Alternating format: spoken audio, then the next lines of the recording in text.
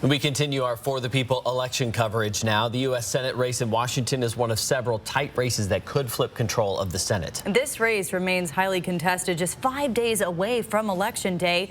Both Tiffany Smiley and incumbent Patty Murray continue to campaign, hoping to sway undecided voters before Tuesday. KXLY's Jordan Smith has been tracking this race. He joins us from Whitworth University with what we could expect if Republicans reclaim control of either chamber. Well, there certainly is a lot at stake on Tuesday night, especially with how contested this race is for U.S. Senate here in Washington state. Today I spoke with Dr. Hitefield of Whitworth University, who breaks down what each candidate has to do in order to walk away victorious on Tuesday night and what it could look like if Republicans take control of one or both chambers of Congress.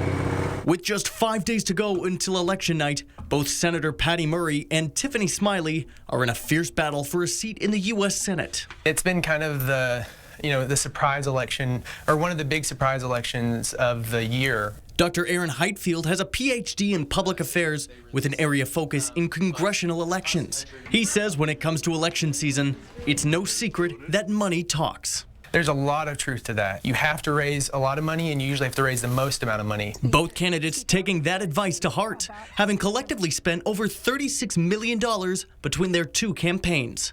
But Dr. Hitefield says a critical difference is how they're spending money and which voters they're targeting. He says candidates should avoid trying to convert voters from across the aisle and focus on partisan voter turnout, giving credit to the Murray campaign. The real success in an election is to get your co-partisans to turn out to vote. We're doing a better job of getting Democratic voters mobilized and having their campaign ads and advertisements are really highlighting the need to turn out to vote.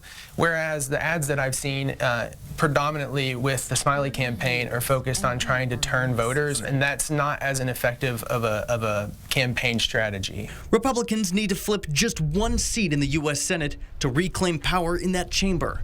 I asked Dr. Hitefield what Americans could expect should that happen. We would see a lot of gridlock occur, so we'll probably see legislative stalemates. If the House flips as well, then we'll have divided government. Right now we have unified government, we'll have divided government.